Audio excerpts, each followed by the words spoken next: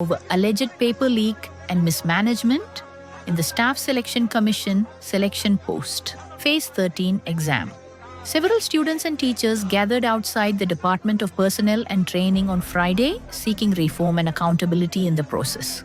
Earlier in the week, students gathered at Jantar Mantar, shouting slogans and demanding an overhaul in the way SSC functions. Police tried to convince students to stop protesting, but soon violence erupted and teachers and other protesters were detained. Neetu Singh, an educator popularly known as Neetu Mom, was also present at the spot and was detained but released on Thursday night. Director level पे हमारी meeting हुई थी SSC office में, और अगर आप उनके जवाब सुनेंगे ना तो आपको हंसी आएगी। हमने एक पॉइंट रेज करा कि जैसे आज 24 तारीख को पेपर हुआ और 25 को उसी लेवल का जो पेपर हो रहा है उसमें 70% क्वेश्चन रिपीटेड हैं। उनका जवाब ये था कि ये तो अच्छी बात है। हम सिर्फ ये चाहते हैं कि जो लूप होल सभी एग्जामिनेशन में चल रहे हैं, हाल फिलहाल में जो एसएससी में हुआ है, ठीक है, जो घोटाला हुआ है या फिर जो उनकी जो जितना भी इंफ्रास्ट्रक्चर वो ठीक से काम नहीं कर रहा, हम ये चाह रहे हैं कि वो ठीक हो जाए। मांग क्लियर है, एसएससी का पेपर ट्रांसपेरेंट चाहिए। Singh, known for her expertise in English language teaching, said the situation has deteriorated and students' exam centers are being allocated in far-off places. हम लोग सब टीचर्स हैं सर, हम लोग प्रोटेस्ट करने नहीं गए थे। हमारा था कि हम टीचर्स सब जाएंगे। सिर्फ 4 लोगों की मीटिंग आप करवा दीजिए डीओपीटी के मिनिस्टर से, क्योंकि एसएससी कोई जवाब नहीं दे रही है। एसएससी के चीफ ने हाथ खड़े कर दिया, हमारे हाथ में कुछ नहीं है। और हम लोग पिछले कई सालों से बच्चों की समस्याओं को देख रहे हैं और हम जेन्युइनली फील कर रहे हैं कि फेयर टाइप से एग्ज़ाम्स नहीं हो रहे हैं और प्रॉपर तरीके से जो सिस्टमैटिक तरीका होना चाहिए वो नहीं हो रहा है।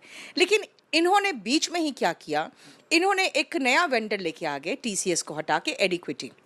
टीसीएस के पास कम से कम इंफ्रास्ट्रक्चर था और वहाँ पे प्रॉपरली वो एग्ज़ाम मैनेज तो कर लेते थे, किसी तरह का कोई पेपर लीक नहीं हो रहा था। हाँ, कुछ त्रुटियां थी जो हम सुधार चाहते थे और जिसके कारण साल दर साल वो केसेस एसएससी के खिलाफ बच्चे कर रहे थे, एग्ज़ाम्स डिले हो रहे थे, रिजल्ट डिले हो रहे थे। तो वो सब चीज़ों में हम सुधार चाहते थे। लेकिन हुआ क्या, उसके उलट इन्होंने एक नया वेंडर लेके आए जिनका ऑलरेडी वो ब्लैक लिस्टेड है और उनका बहुत फेयर जो एग्ज़ाम है वो कराने का इनका कोई ऐसा एक्सपीरियंस नहीं है।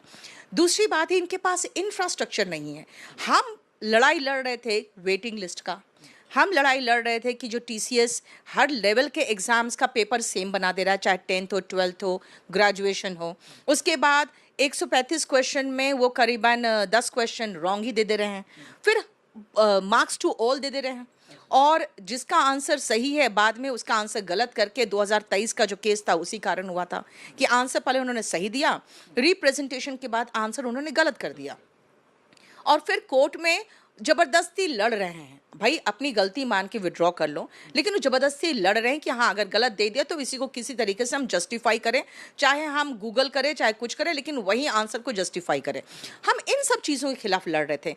आज एडिक्वेटी आने के बाद जो फेज़ 13 का एग्ज़ाम हुआ है, अब हम क्या लड़ रहे हैं, एक माउस ठीक दे दो, पंखा चल जाए, स्क्रीन ब्लिंक कर रहा है, उसके बाद क्वेश्चन पेपर जो है सर्वर स्लो है, क्वेश्चन ठीक से जल्दी नहीं खुल रहे हैं, बिल्कुल एकदम जाके खेतों में आपने सेंटर बना दिया है।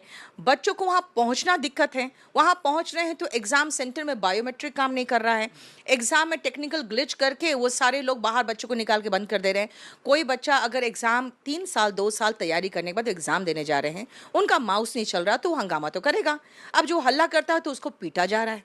जैसे सर बताती हूँ, सिलेक्शन फेज़ का एग्ज़ाम के बारे में तो 90% बच्चों को पता ही नहीं रहता है और जो सीजीएल की भीड़ है, सीएचएसएल की भीड़ है सर, ये संभाल ही नहीं पाएंगे अगर उन्होंने फेज़ 13 में दिखा दिया कि भाई हम नहीं कर पा रहे हैं। तो इतनी भारी संख्या में जो छात्र अब आएंगे उनका एग्ज़ाम लेना इनके बस की बात नहीं है, क्योंकि ये ऐसे ऐसे सेंटर्स को एसएससी का सेंटर बना रहे हैं जिनके पास कुछ भी इंफ्रास्ट्रक्चर नहीं है, वो भी पसंद नहीं करेंगे क्योंकि सर वहाँ पंखा नहीं चलता है। अब एसी तो छोड़ दो, अब एसी की तो उम्मीद ही नहीं कर सकते, फ़ैन नहीं चलता है। वहाँ पे एक सेंटर का फ़ोटो मेरे पास आया है, एग्ज़ाम जिस दिन है उसके 2 दिन पहले वहाँ पे टेबल्स बन रहे हैं, इसका मतलब है कि वो 2 दिन के अंदर ही वहाँ पे वो सारा सब कुछ फिटिंग करेगा। अब वो क्या उम्मीद करते हैं कि आप वो अच्छे से एग्ज़ाम कंडक्ट करा सकता है।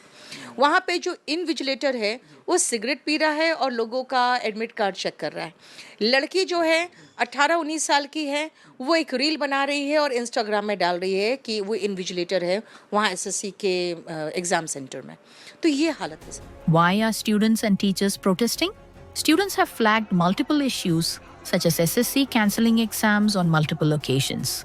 Many traveled from different cities only to be informed, on arrival, that the exam had been cancelled without prior notice. Other lapses reported by students include failure to issue admit cards even 2 days before the exam date. Typically, the SSC releases admit cards 4 days in advance. One big issue was a student from Jaipur being assigned an exam center in the Andaman and Nicobar Islands. Generally, students are allotted centers near their location based on preference. Students have also highlighted technical glitches such as systems crashing, accessories like the mouse not functioning, blacked out screens and server issues at several centers. Students accuse the security personnel and staff of misconduct and inappropriate behavior. This year's SSC Selection Phase 13 exam was conducted by Eduquity, the agency that Neetu Singh said has been blacklisted by the Education Department. Students have long protested against Eduquity, which has been linked to the infamous Vayapam scam involving bribery, manipulation of seating arrangements, and impersonation by exam takers. Handing such a critical exam to a tainted agency sparked further outrage.